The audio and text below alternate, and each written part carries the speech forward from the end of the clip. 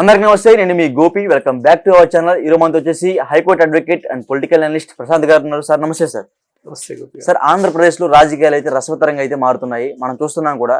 అదే విధంగా జగన్ గారు అనంతపురంలో మేమంతా సభ అనే ఒక బస్సు యాత్ర అయితే చేపట్టారు. ఆ బస్సు యాత్రలో జగన్ మీద చెప్పులు అయితే విసిరేయడం అయితే జరిగింది.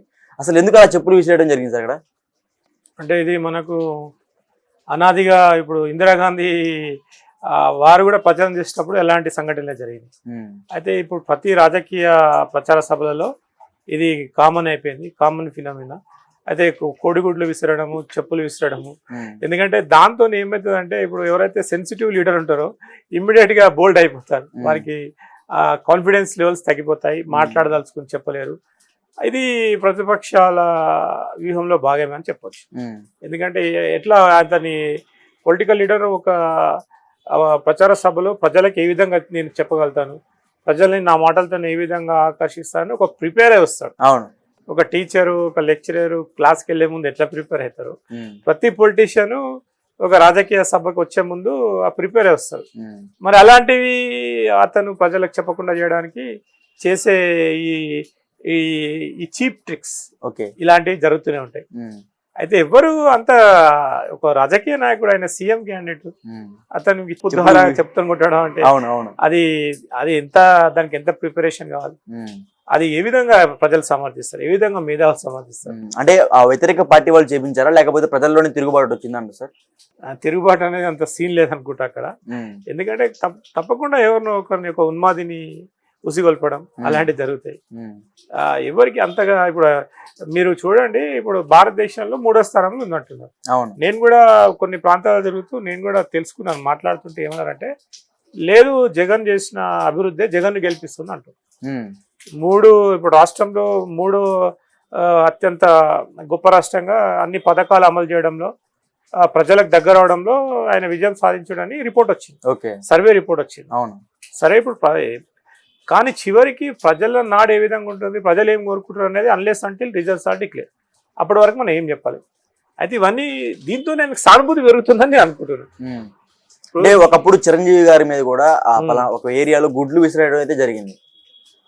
ఇప్పుడు మరలా ఆ జగన్ గారి మీద చెప్పులు విసిరేయడం అయితే జరిగింది. దీన్ని ఎలా భావిస్తారు మీరు? నేను అదే అంటున్నాను, ఇప్పుడు ఆ రాజకీయ నాయకులు అన్ని త్యాగాలకు సిద్ధమవుతారండి. ఇప్పుడు ఈ గుడ్లు విసిరేయడము, ఈ చెప్పులతోని వాళ్ళ మీద దాడి చేయడము, they don't bother about that. ఎందుకంటే ప్రజల మధ్యలోకి వెళ్తారు, ప్రజల మధ్యలోకి వెళ్ళడం అనేది చాలా ఒక డేరింగ్ స్టెప్. ఇది ఇప్పుడు జగన్ గారి ప్రచార పర్వం స్టార్ట్ అయింది, ఆల్మోస్ట్ ఒక 50% కంప్లీట్ అయిపోయింది. మరి ఆయనకి ఏ విధంగా అతన్ని నిరుత్సాహపరచాలి, ఏ విధంగా చేయాలి, అతన్ని డిస్టర్బ్ ఎట్లా చేయాలనే ఒక ప్రతిపక్షాల వ్యూహంలో భాగంగా ఈరోజు ఏదో ఒక కార్యకర్తను ఉసిగొల్పి అలా చేయడం జరిగింది. తెలుసు, ఇప్పుడు కొన్ని మనకు రాజకీయ అంశాలను తీసుకుంటే విత్ పొలిటికల్ ఇంట్రెస్ట్తోనే చాలా దారుణమైన విషయాలు జరుగుతాయి. మీకు తెలుసు, ఇప్పుడు ఒక రాష్ట్రానికి సంబంధించిన అంశాల మీద యూత్ని రెచ్చగొడితే వాళ్ళు ఏం చేస్తారు, ఆత్మ బలిదానాలకు పాల్పడుతారు. అట్లనే ఇప్పుడు ఎవరో రెచ్చగొడితే అతని పైన చేసిందని. ఇప్పుడు మీకు తెలుసు, మనకు చరిత్రలో ఇట్లా చూస్తే చాలా మంది అతిరథ మహారథులు, స్టాల్ వార్డ్స్ పొలిటీషియన్స్ ఇలాంటి అవమానాలకు గురైన వాళ్ళు ఉన్నారు. ఎన్టీఆర్ గారు కూడా దానికి అతీతం కాదు. ఇక్కడ మన హైదరాబాద్ లోనే ఇక్కడ జరిగిన విషయం అది. ఎక్కడ జరిగింది? ఎన్టీఆర్ మీద చెప్పులు విసిరేశారు, సెకండ్ టైం మళ్ళీ సీఎం బాబు. ఇక్కడ మనకు ఏం హోటల్ అది, ఇక్కడ దగ్గర హైదరాబాద్ లో ఉంది. ఇప్పుడు ఇది మ్యారియట్ హోటల్ అయింది. ఆ హోటల్ ముందు జరిగిన విషయం అది. ఎన్టీఆర్ గారు మరి దాన్ని ఆ విధంగా తీసుకొని మరి అతను ముందుకెళ్ళడం జరిగింది. ఇలాంటి ప్రతి రాజకీయ నాయకుడికి కొన్ని అవమానాలు జరగక తప్పదు. ఎన్నికల ముందు మరి అట్లా అంటే రేవంత్ రెడ్డి గారిని జైలుకే పంపించారు, జైలుకి పోయి వచ్చాడు. మరి ఏమాత్రం అతను ఒక చీకటి గదిలో బంధించబడ్డాడు రేవంత్ రెడ్డి గారు. అంటే ఇంకా వాళ్ళకు ఇంకా కసి పెంచుతుంది. ఇప్పుడు జగన్ గారికి ఆ చెప్పు విసరడం వల్ల అతను ఏదో అవమానపడి ఫీల్ అయిపోయి సెన్సిటివ్ అయిపోయి ఉంటాడు కాదు కదా, అతను కూడా మరి ఇంకా షార్ప్ అవుతాడని అనుకుంటా. అంటే అతని మీద ఎవరైనా చెప్పు విసరడమే కాకుండా ఏమన్నా దాడి చేసే అవకాశాలు జరిగి ఉంటాయి సార్? అంటే ఇప్పుడు చూడండి, సీఎంకి ఒక జెడ్ కేటగిరీ ఉంటుంది, అతను సెక్యూరిటీ ఉంటుంది, అది సెన్సిటివ్ విషయం, వాళ్ళు ఏం చేయలేరు కదా. ఇప్పుడు వాడు ఏమన్నా పట్టుకొని చెప్పు విసురుని పట్టుకొని కొట్టినా, వాని మీద ఏమన్నా చేసినా సింపతి, ఆయనకి సీఎం గారికి అధికార దుర్వినియోగం చేస్తాను ఒక అపవాదం వస్తుంది. ఇలాంటి కొన్ని చాలా సెన్సిటివ్ విషయం కాబట్టి దాన్ని వాళ్ళంతా పట్టించుకోరు. రాజకీయ నాయకులకి ఇవన్నీ కామన్. ఎంతో మంది తిడుతుంటారు. ఒకటి ఇప్పుడు మీరు సెలబ్రిటీస్ని ఈవెన్ గా సెలబ్రిటీస్ తీసుకోండి, కొంతమంది చెడ్డ మాటలు తిడుతుంటారు, అవును. ఎంబ్రాసింగ్ చేస్తుంటారు. ఇట్లా ఒక అదర్ సైడ్ ఒక లీడర్షిప్ పొజిషన్ ఉన్న వాళ్ళకి ఇవన్నీ అవమానాలు ఇవన్నీ కామన్ అని నేను అనుకుంటున్నాను. అయితే జగన్ గారికి ఇప్పుడు జరిగింది, జగన్ గారు దూసుకెళ్తున్నారు. ఆయన కూడా మరి ఎన్నో అవమానాలు, జైల్లో ఉండి ఎన్నో కష్టాలు అనుభవించి అన్ని రాత్రులు నిద్రలేని రాత్రులు గడిపి తర్వాత అధికారాన్ని చేపట్టారు, అంటే పరిపాలించారు. సార్ ఇప్పుడు ఆంధ్రప్రదేశ్ లో జగన్ గారు 175కి 175 కొట్టేస్తా అంటున్నాడు. ఇప్పుడు కొట్టేయగలుగుతారంటారా? 175కి 175?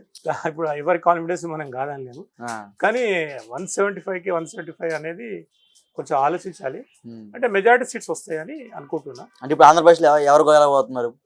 కూటమి గెలుస్తుందా లేకపోతే జగన్మోహన్ రెడ్డి గారు గెలుస్తారా? అంటే ప్రజలది ఇప్పుడు కష్టంగా ఉందండి, ఎందుకంటే మీడియా ఇవన్నీ చాలా ఎక్కువైపోయినాయి.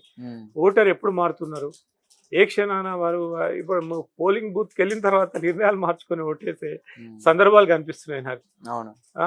ఎందుకంటే అప్పటి వరకు డిసైడ్ అయిపోయి జగన్, పవన్ కళ్యాణ్, ఇంకెవరు చంద్రబాబు నాయుడు, ఇంకెవరు బీజేపీయా అనేది చాలా ఓటర్లు మారే సందర్భాలు కనిపిస్తున్నాయి నాకు.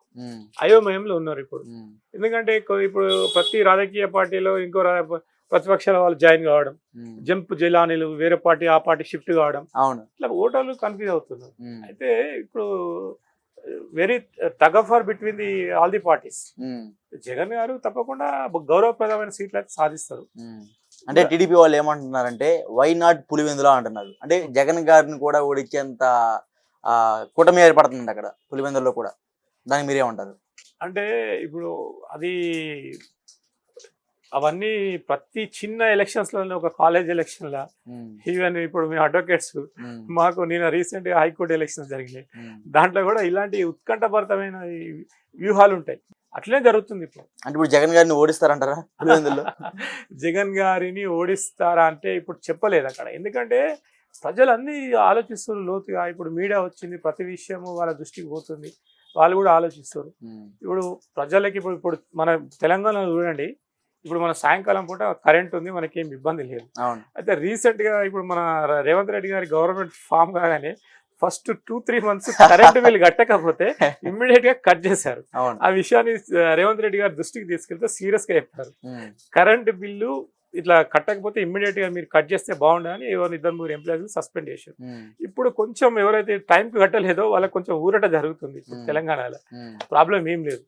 అట్లనే జగన్ గారు ఇచ్చిన ప్రజా పథకాలు, వారు ఇచ్చిన ప్రజలకి ఇచ్చిన సహాయాలు ఉంటే కంపల్సరీ ప్రజలు గుర్తుపెట్టు. ఇప్పుడు జగన్ గారిని ఇట్లా ఇట్లా ఐ మీన్ ఆయనను అవమానపరిచారంటే అక్కడ అది ఓపెన్ కోర్ట్ అండి, ఏది బహిరంగ సభ అది. దాంట్లోనే న్యాయ నిర్ణేతలు ఉంటారు, ప్రజలు ఉంటారు, ప్రజలలో కూడా ఒక అడ్వకేట్స్ ఉంటారు, జడ్జెస్ ఉంటారు, న్యాయ నిర్ణేతలు ఉంటారు. ఆయనకి ఏ విధంగా జరిగింది ఏంటని అనలైజ్ చేస్తారు. దానివల్ల ఏదో అతనికి ఏదో మైనస్ అయిందని అనుకోవడం మనం వ్యక్తిగతంగా అలా జరిగి ఉంటుంది. ఫైనల్ గా ఆ జగన్ గారు పులివెందుల్లో కూటమిలో భాగంగా కూటమికి ఆ ధీటుగా ఎన్ని సీట్లు గెలవబోతున్నారు అంటారు? అతనికి తప్పకుండా it's very tough election between all the political parties at Andhra Pradesh. ఎందుకంటే అక్కడ మనం చెప్పలేము ఇప్పుడు